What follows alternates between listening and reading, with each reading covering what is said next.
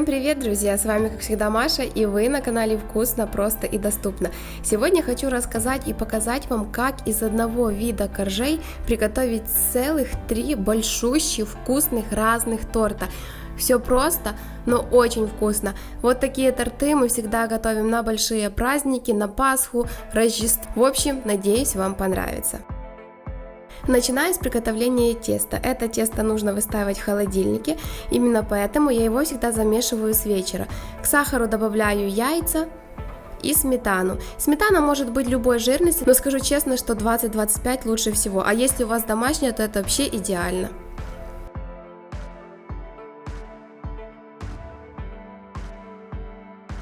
Добавляю сюда растопленное сливочное масло. Вообще порция очень большая, если вам не нужно 3 торта, вы можете разделить эти продукты в 2 раза, у вас получится один большой торт.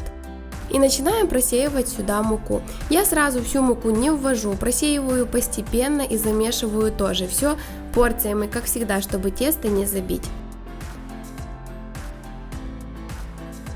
Это тесто я вначале замешиваю с помощью венчика, а дальше, конечно же, уже с помощью рук. Когда я ввела часть муки в тесто, добавляю сюда аммоний. Друзья, вот такой вот разрыхлитель специальный для выпечки. К этому торту подходит именно аммоний. Я пробовала на обычном разрыхлителе, на соде, не то. Я думаю, что купить в отделе для кондитеров это вообще не проблема. Когда-то раньше торты и печенье готовились только на аммонии.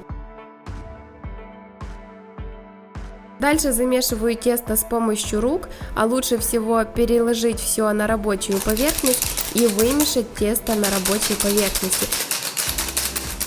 Сразу же видно, да, сколько теста с этой порции получилось.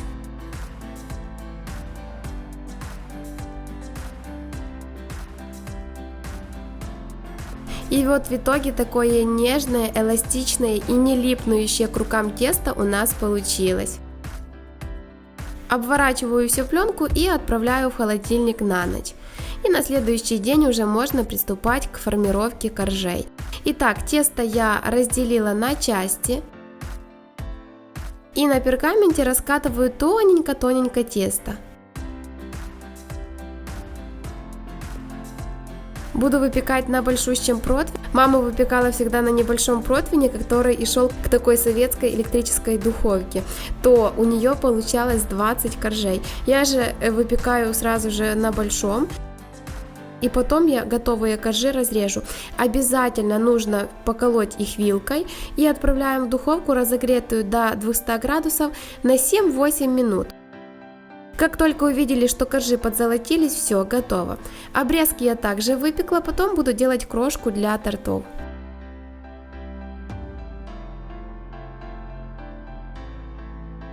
Видите, какие красивые коржи получились.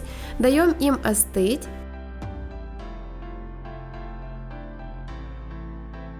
Снимаем пергамент.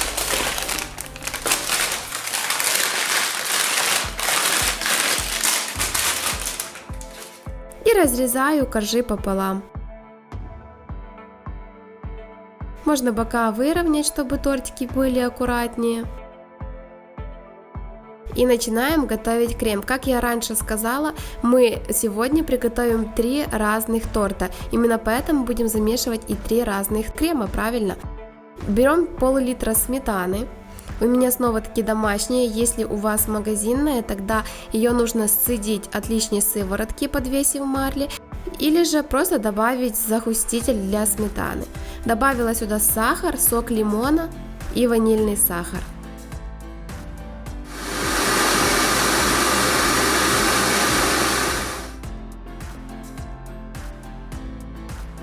И вот в итоге видите, какой густой и плотный крем получился, потому что этот крем на домашней сметане. Еще раз повторюсь, для магазинную добавляйте загуститель, и у вас получится тоже такой густой крем.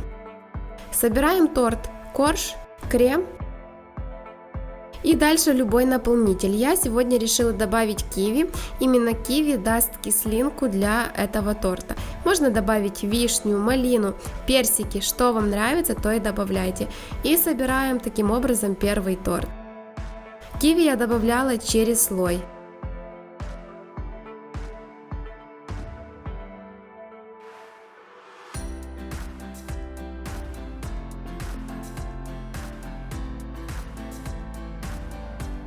Смазываю края торта кремом оставшимся. Обрезки я перебила с помощью блендера, и этими обрезками посыпаю бока торта.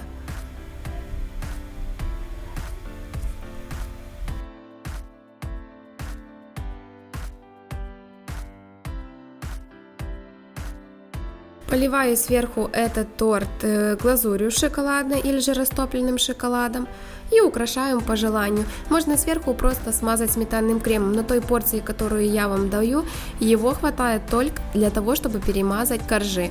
Украшаем по желанию, я тоже украсила именно так, как когда-то украшала мама. Именно вот этой разноцветной кокосовой стружкой. Тогда у нас все торты были такими. Все, первый торт готов. Большущий, пусть пропитывается. Для второго крема берем сгущенку. Также добавляю сюда сметану. И взбиваем. Снова-таки, друзья, если у вас магазинная сметана, лучше всего добавить загуститель, так как этот крем может получиться жидким. На домашней сметане он плотный. Или же сметану замените на 30-33% сливки. Снова-таки собираем торт, как и прежде, но уже вместо киви я добавляю орешки. Сочетание орешков и сгущенки самое вкусное.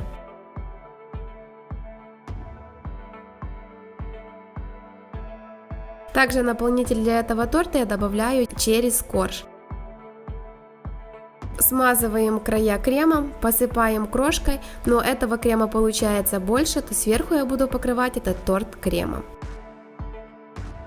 У меня было в холодильнике еще немножечко масляного крема, я добавила вот так вот сгущенку, да, и украсила. Но здесь уже ваша фантазия, как вам нравится, можно просто смазать кремом, посыпать сверху орешками и все. Ну а для третьего торта мы будем готовить творожный крем. Берем творог и отправляем его в чашу блендера. Если у вас такого нет, погружной тоже с этим всем справится. Добавила сюда еще сахар и сметану. Ну на этот торт уже можно использовать сметану любой жирности. Перебиваю все блендером и посмотрите, какая пастообразная красивая масса в итоге получилась.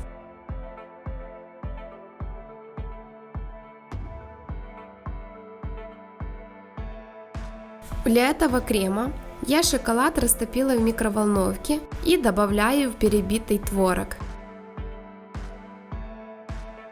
Перемешиваю, и в итоге у нас получился очень вкусный шоколадно-творожный крем. Шоколад вы можете, конечно же, заменить и на какао, но с шоколадом вкуснее. Собираем тортик, как и все предыдущие. Здесь я уже не даю никаких добавок, просто смазываю получившимся кремом и посыпаю все оставшимися крошками. Также сверху немножко крошек шоколада и все.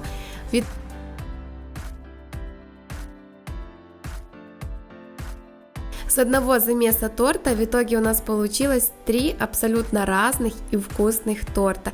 Он нежнейший, обязательно пропитайте его целую ночь. И с каждым днем этот торт становится все вкуснее и вкуснее. Нежнейшие коржи и классные, абсолютно разные начинки.